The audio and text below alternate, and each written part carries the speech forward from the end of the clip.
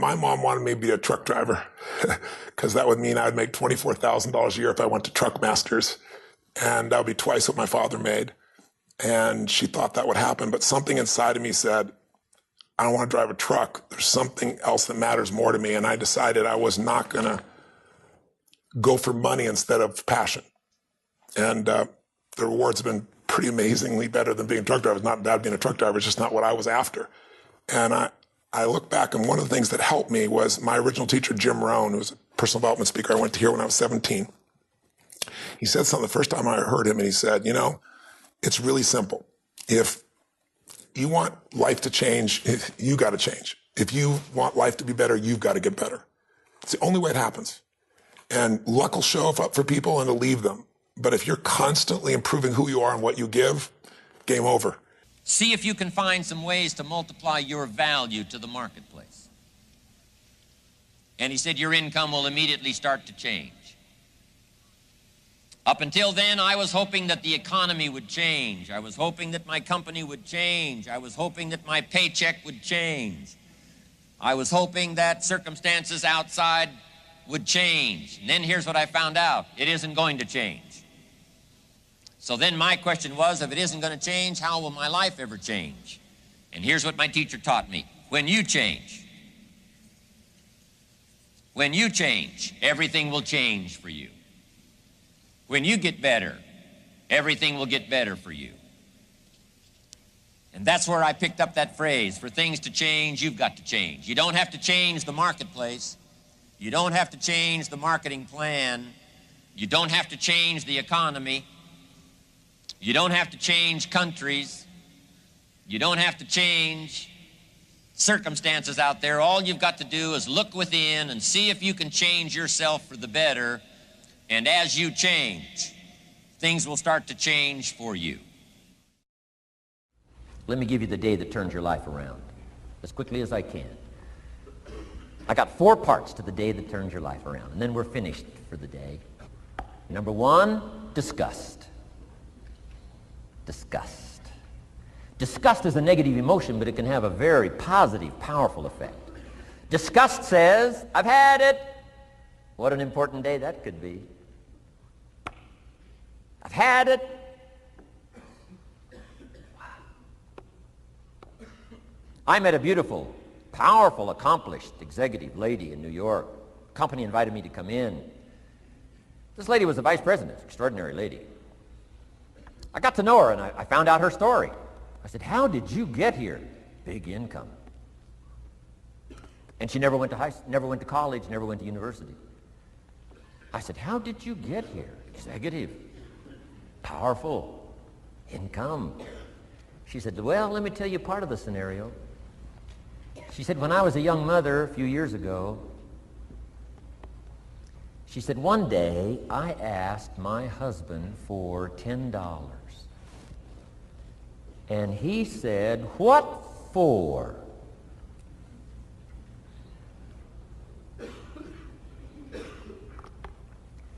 She said, before that day was over, I decided I would never, ever ask again. She said, I started studying opportunity, found it, took the classes, put myself through the schools, did the scenario. Now I'm vice president. I make a lot of money.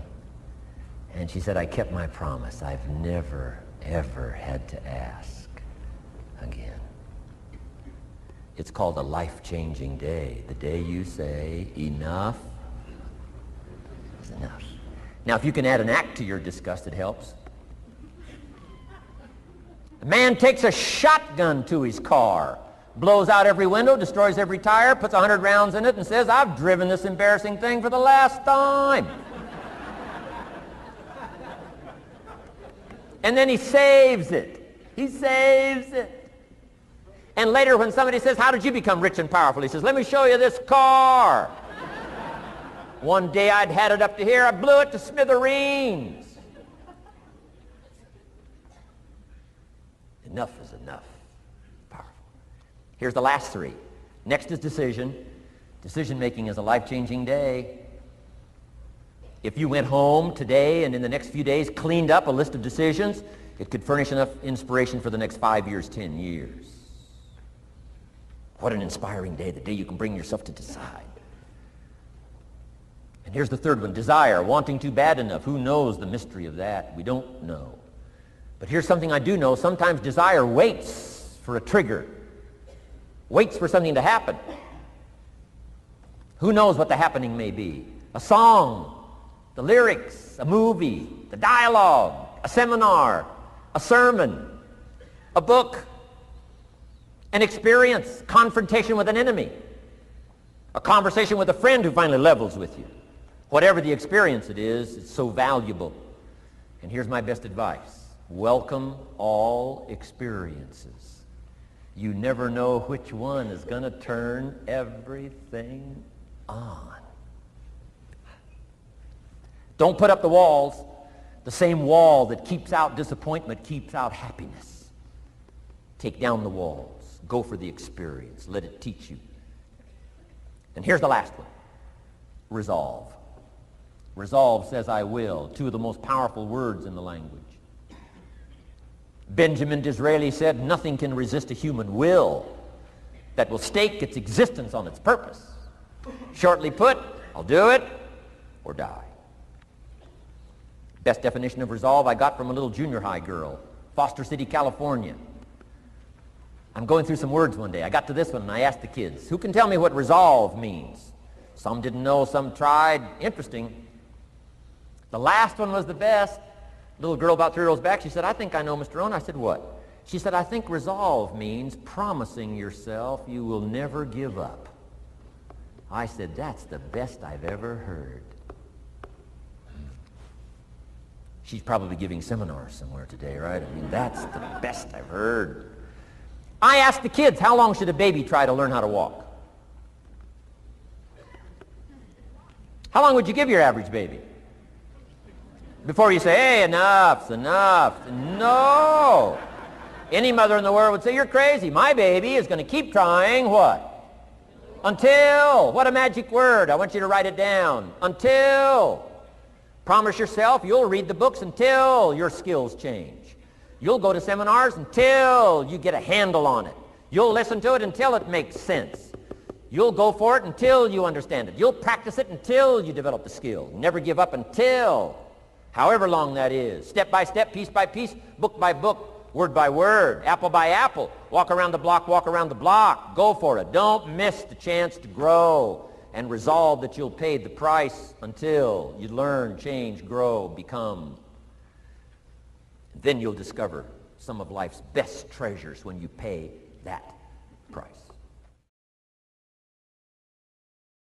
See, if you go through life holding back, and most of us do, most of us, if we ask ourselves, have we done all we can do? Most of us will have to answer, no, we haven't.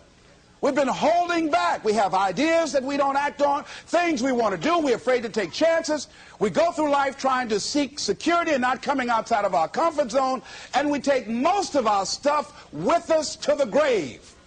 And I'm saying that the fact that you're still here, that you're still breathing, you've got some more work, and you owe it to yourself. You owe it to yourself. So when you get up in the morning, that you can look yourself in the face and say, hey, I'm living my life on my terms. That's important. Not to give up on your dream, not to give up on yourself. Now, are there going to be some moments when you want to give up? Yes. Will there be some moments when it's going to seem like it's impossible? The pain that you're experiencing, the disappointment that you're experiencing, that you're going to say, it's not worth it? Yes, that's going to be right there for you. It's going to be in your face, telling you to go back. For 30 days, you must take control of your mind. It will think only about what you permit it to think. Each day for this 30-day test, do more than you have to do. In addition to maintaining a cheerful, positive outlook, give of yourself more than you've ever done before. Do this knowing that your returns in life must be in direct proportion to what you give. The moment you decide on a goal to work toward, you're immediately a successful person. You're then in that rare and successful category of people who know where they're going. Out of every 100 people, you belong to the top 5. Don't concern yourself too much with how you're going to achieve your goal. Leave that completely to a power greater than yourself. All you have to do is know where you're going. The answers will come to you of their own accord. Remember these words from the Sermon on the Mount, and remember them well. Keep them constantly before you this month of your test. Ask, and it shall be given you. Seek, and ye shall find. Knock, and it shall be opened unto you. For every one that asketh receiveth, and he that seeketh findeth, and to him that knocketh it shall be opened. It's as marvelous and as simple as that.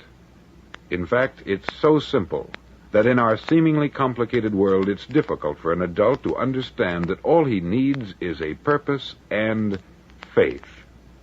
For 30 days, do your best. If you're a salesman, go at it as you've never done before, not in hectic fashion, but with the calm, cheerful assurance that time well spent will give you the abundance in return you deserve and want.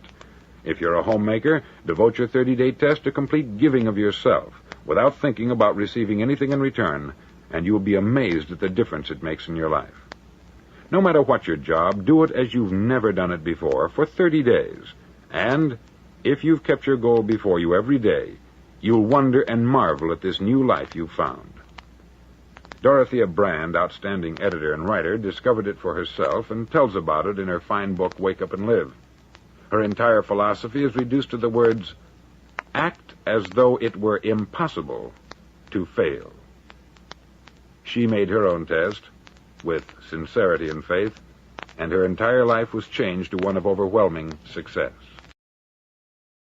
Now you make your test for 30 full days. Don't start your test until you've made up your mind to stick with it. You see, by being persistent, you're demonstrating faith. Persistence is simply another word for faith. If you didn't have faith, you would never persist. If you should fail during your first 30 days, by that I mean suddenly find yourself overwhelmed by negative thoughts, you've got to start over again from that point and go 30 more days.